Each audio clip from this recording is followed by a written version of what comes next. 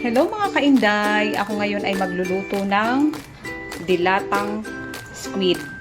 Ayan po. Bali dalawa sila mga kainday. Dalawang lata. Kasi ngayon ay Good Friday. Siyempre, as a Christian, as a Catholic, kailangan ay hindi tayo kakain ng meat. So, ito na nga po ang aking mga ingredients mga kainday. Napakasimple lang.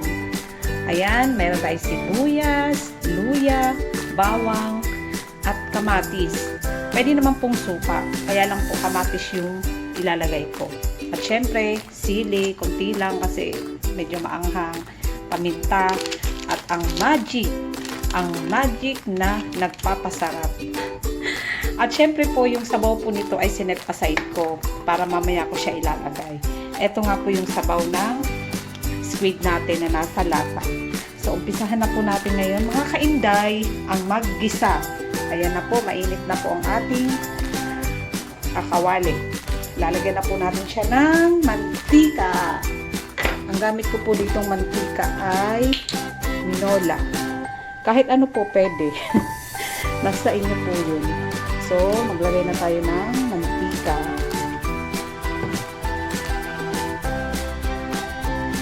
Siyempre, mainit na po ang ating kawali. Lagay na po natin ang sibuyas. Ayan. Marami pong sibuyas yung nilagay ko mga kainday para mas masarap. Ayan.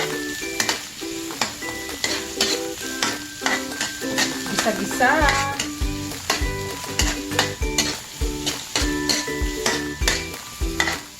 Siyempre po, pag brown na yan, ilalagay na natin yung ating bawang at iba-iba pang mga ingredients dito sa ating paggisa.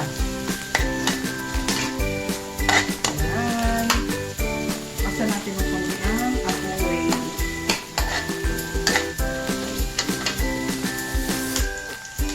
At ang sunod natin ilalagay ang bawang.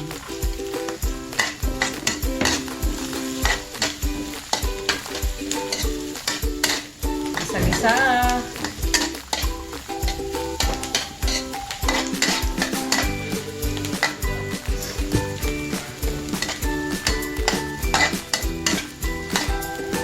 Ang bango.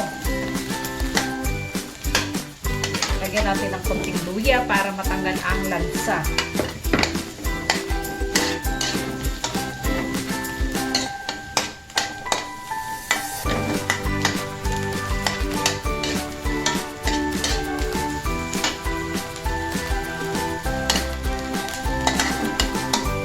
Hindi tayo pwedeng kumain ngayon ng karne kasi it's Holy Friday.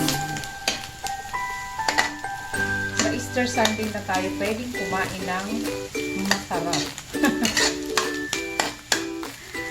Yan mga kainday, sunod natin ang kamatis.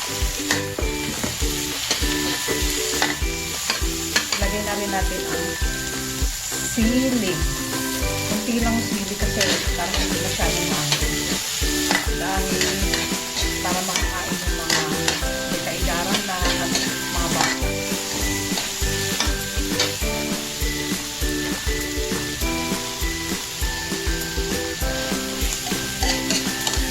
Ang bango-bango na niya mga kainday. Ang masarap.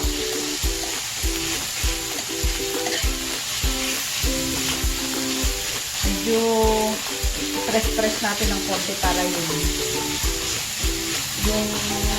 yung mantika, sorry. Yung kamatis ay matanggal yung kanyang mga sweet.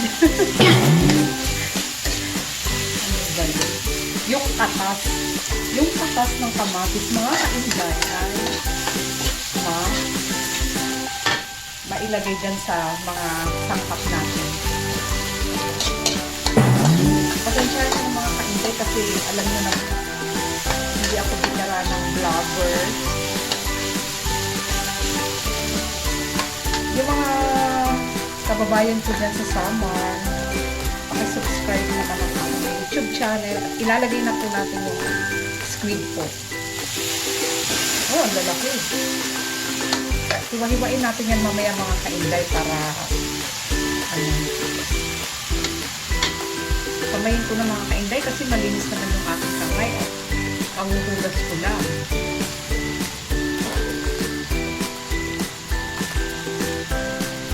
Lalaki.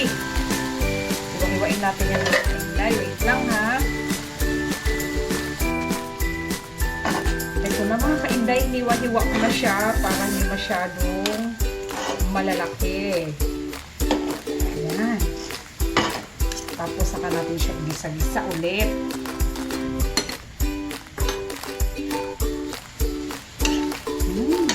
Ang bango. Ang sarap.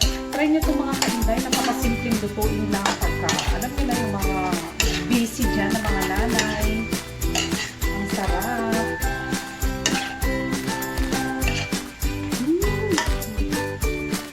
Ilagay na natin mga kainday ang magic syrup, ang appliances. Mga kainday, narinig itong ano ko ay ginaya ko lang sa mga kainday din sa YouTube. Ayan, paminta. Diba?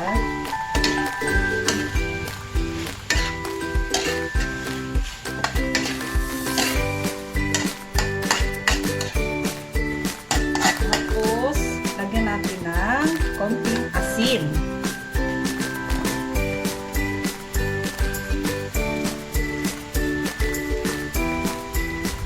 Takpan natin ng kaunti mga kainday para medyo ma-absorb naman yung sabaw niya.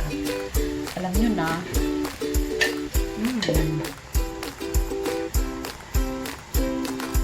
Yung mga kababayan ko dyan sa Samar, hello, magandang araw sa ating lahat.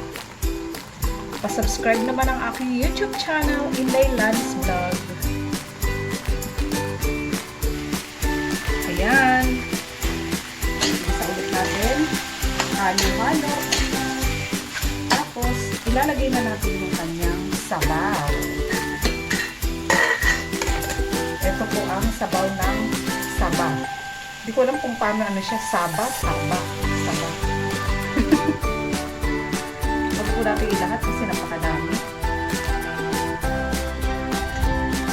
Kaya lang po natin siyang ganito.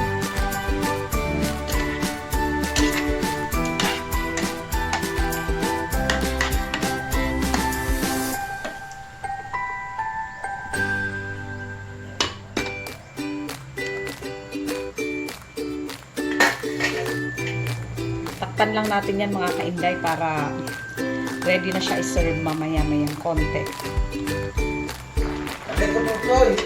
Ayan mga kainday, ang daming nag-aantay ng aking ulam.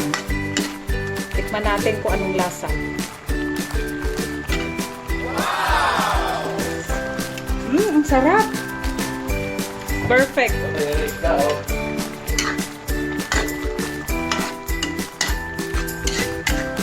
Ano-anuhin lang natin konti ang sabaw para mas masarap. So, ayun lang mga kainday ang aking vlog for today. Ang saba o squid na nasa lata.